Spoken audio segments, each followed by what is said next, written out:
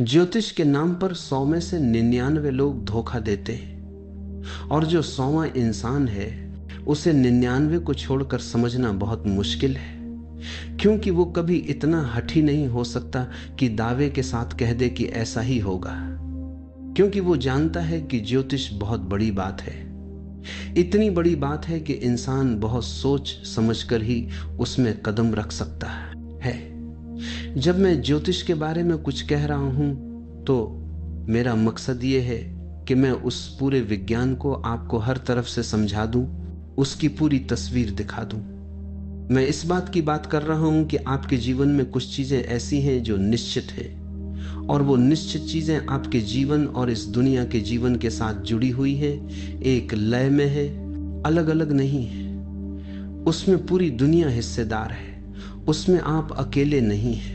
इस अस्तित्व में सब कुछ एक दूसरे से जुड़ा हुआ है, जैसे कई रास्ते एक बिंदु पर आकर मिलते हैं।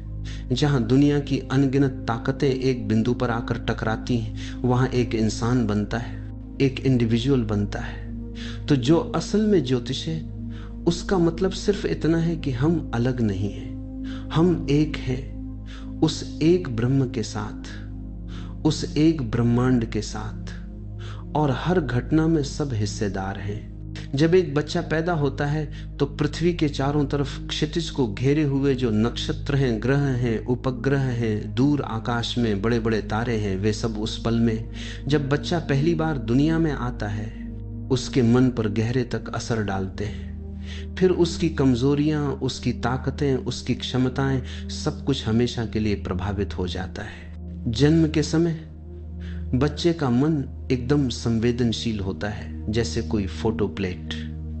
जब बच्चा गर्भ में आता है, ये उसका पहला एक्सपोजर है। जब बच्चा पैदा होता है, वो दूसरा एक्सपोजर है। ये दोनों एक्सपोजर बच्चे के संवेदनशील मन पर किसी फिल्म की तरह छप जाते हैं। उस समय जैसी दुनिया होती है, वैसी ही बच्चे के मन पर छाप पड़ती है। ये बच्चे के पूरे जीवन की पसंद नापसंद को तय करता है।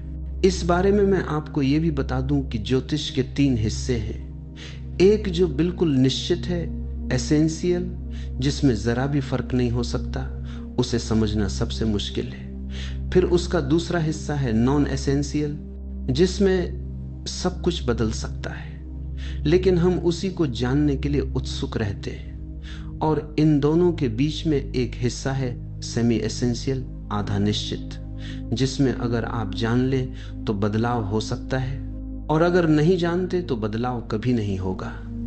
तो 3 हिस्से हैं। एसेंशियल, जो बिल्कुल गहरा है, निश्चित है, जिसमें कोई बदलाव नहीं हो सकता। उसे जानने के बाद उसके साथ तालमेल बिठाने के सिवा कोई रास्ता नहीं है। धर्मों ने इस निश्चित सत्य को खोजने के लिए ही ज्योतिष की खोज की, उस तरफ गए। दूसरा हिस्सा है सेमी एसेंशियल, आधा निश्चित। अगर आप उसे जान लें तो बदलाव कर सकते हैं, और अगर नहीं जानते तो बदलाव नहीं होगा। अज्ञान रहेगा तो जो होना है वही होगा, ज्ञान होगा तो विकल्प है, बदलाव हो सकता है। और तीसरा हिस्सा है सबसे ऊपरी, नॉन एसेंशियल। उसमें कुछ भी जरूरी नहीं है, सब कुछ संयोग पर निर्भर है। मैं जिस ज्योतिष की बात कर रहा हूं, वो उस ज्योतिष से बहुत गहरा है, बहुत अलग है। जिसे आप अब तक ज्योतिष समझते आए हैं, उसका आयाम और है। मैं इस बात की बात कर रहा हूं कि आपके जीवन में कुछ चीजें निश्चित हैं, और वो निश्चित चीजें आपके जीवन और इस दुनिया के जीवन के साथ जुड़ी हुई हैं, एक लय में है, अलग अलग नहीं है। उसमें पूरी दुनिया हिस्सेदार है, उसमें आप अकेले नहीं हैं। 3 बातें हुई। एक ऐसा क्षेत्र है जहां सब कुछ निश्चित है, उसे जानना असल ज्योतिष को जानना है। एक ऐसा क्षेत्र है जहां सब कुछ अनिश्चित है, उसे जानना इस व्यावहारिक दुनिया को जानना है। और एक ऐसा क्षेत्र है जो इन दोनों के बीच में है, उसे जानकर इंसान उससे बच सकता है जो नहीं होना चाहिए, और वो कर सकता है जो होना चाहिए। और अगर इंसान इस तरह जिए कि वो बाहरी हिस्से से होते हुए बीच के हिस्से और फिर केंद्र तक पहुंच जाए, तो उसकी जिंदगी की यात्रा धार्मिक हो जाती है। जब तुम ज्योतिषी के पास जाते हो तो उससे जरूरी सवाल पूछो, जैसे कि मैं संतुष्ट होकर मरूंगा या दुखी होकर मरूंगा। ये पूछने लायक सवाल है। ये एसेंशियल ज्योतिष से जुड़ा है।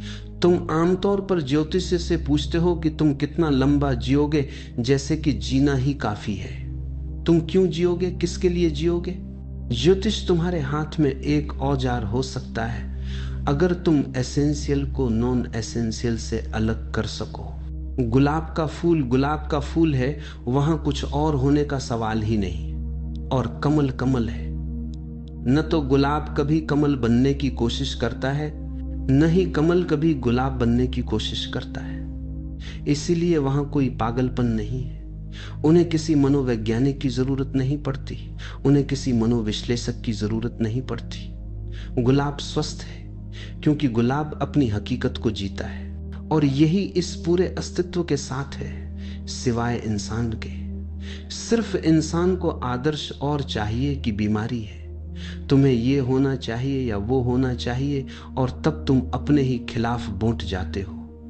चाहिए और है, ये दोनों दुश्मन हैं, और जो तुम हो उसके अलावा तुम कुछ और नहीं हो सकते।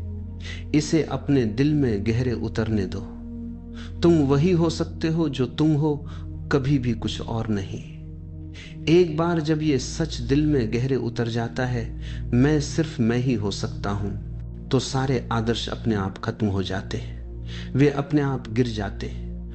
और जब कोई आदर्श नहीं होता तो तुम हकीकत से रूबरू होते हो। तब तुम्हारी आंखें यहां और अभी पर टिक जाती हैं। तब तुम जो है उसके लिए उपलब्ध हो जाते हो। भेद, द्वंद्व सब खत्म हो जाते हैं। तुम एक हो जाते हो। दोस्तों, इस वीडियो से आपको क्या सीख मिला है, कमेंट सेक्शन में अपनी राय और चैनल को सब्सक्राइब करना मत भूलिएगा।